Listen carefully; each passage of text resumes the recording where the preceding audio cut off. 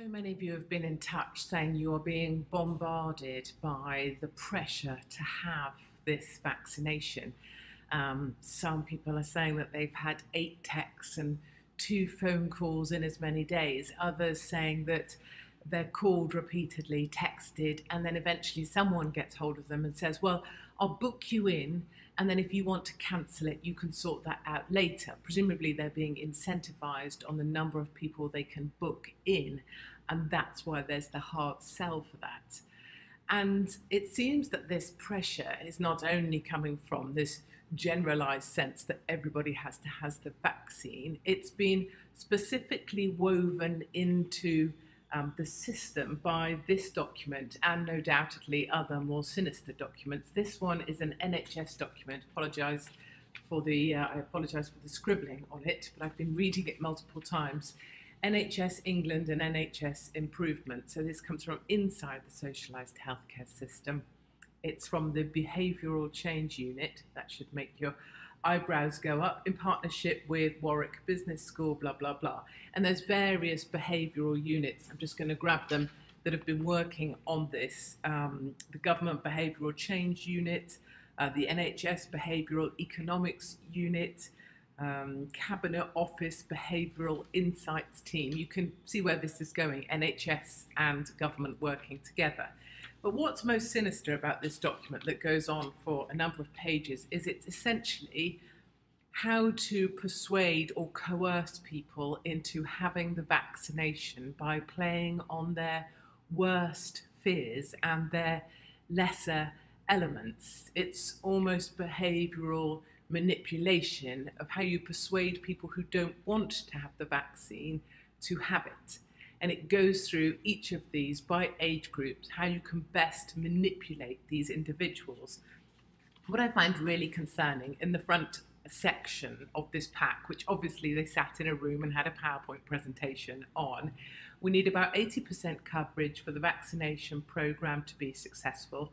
Current research suggests as few as 57% of adults would be vaccinated, and between 27 and 33% are undecided. Get this, clinicians will have the vaccine, but need more information on efficacy. Why is that a hard word? Might be because I've got earrings that look a bit like gonads. Efficacy and safety before they do.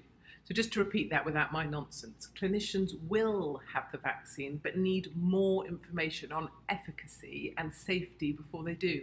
So clinicians need more information on safety, what, than regular people, than my mum and dad? Because what, they're special. This document from the NHS acknowledges clinicians don't think they have enough information on safety to have it themselves. Let me continue. So now I'm going to go into the different cohorts and in brief just highlight, so there's a whole range of do's and don'ts. Do say this, don't say that, do say this, don't say that. And I've gone through for you and highlighted what I consider to be the most sinister. This is for system leaders, managers and coordinators. You can imagine your bosses or your boss's boss. Behavioural insight supporting the advice that you shouldn't underplay the enormity of the task at hand. Ego, react in ways that make us feel better about ourselves and support the impression of a positive and consistent self-image.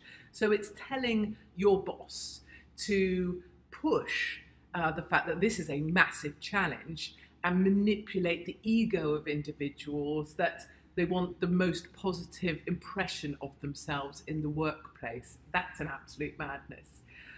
Then it talks about what the rollout needs to be successful. Don't assume leaders will know what to do. And it talks about default settings. We go with the flow of preset options and regularly accept what the easy default setting is. So it's encouraging leaders to manipulate the fact that people are more likely to go with the easy default, or whatever everyone else is doing, than to think for themselves. This document encourages bosses to play on that.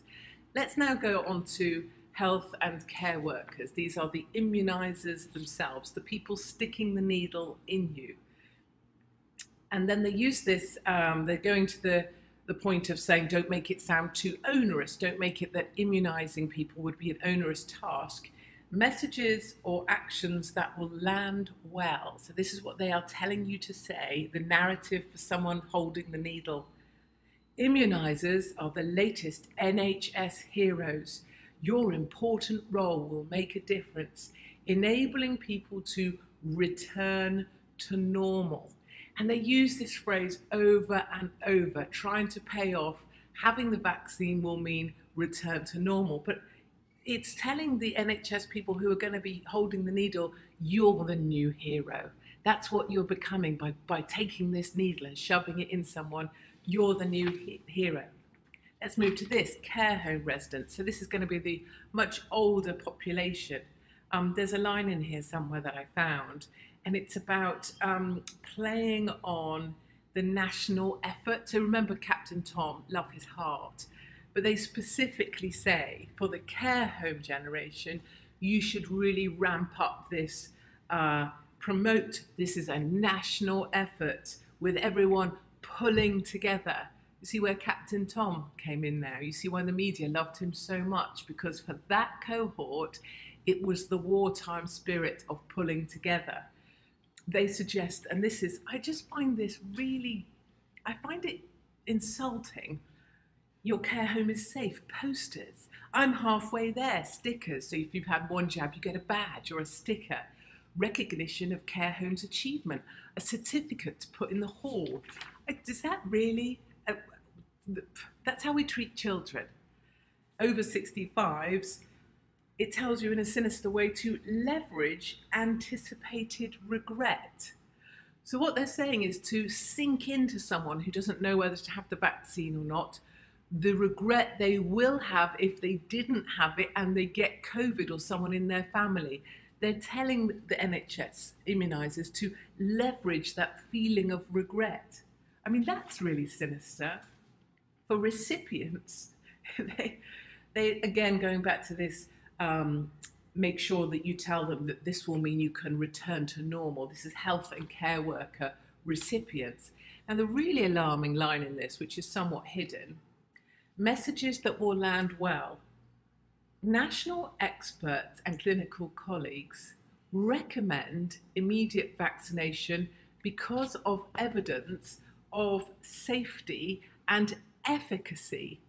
Now let's remember when I stumbled over the word earlier, at the front end of this pack, the same pack, it says, clinicians, I'm looking for the document, clinicians will have the vaccine but need more information on efficacy and safety before they do it. Later in the pack, when it's talking to people who work in care homes and work in the NHS, it's telling people trying to sell this into these people that your clinical colleagues recommend it because it's perfectly safe and it's perfectly efficient. There is contradictory stuff in this document, which I can only assume is a document of lives. And so it goes on. Young people, you can imagine for them, it's about telling them, if you want to be able to do what you want, if you want less lockdowns, the fastest way of getting that is to have the vaccination. And it says here, playing on their needs for immediate gratification.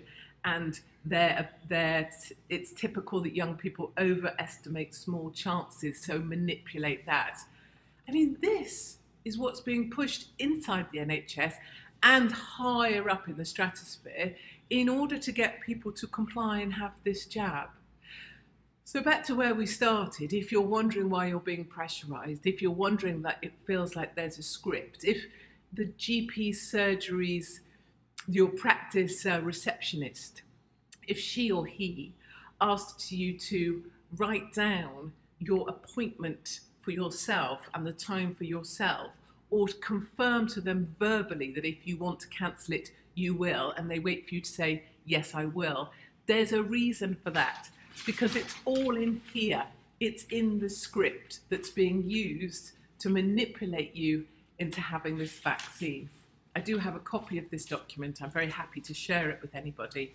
And remembering I'm not a medical professional, but you know what? At least I'm not someone who's operating according to a pretty cynical script. We will make America great again.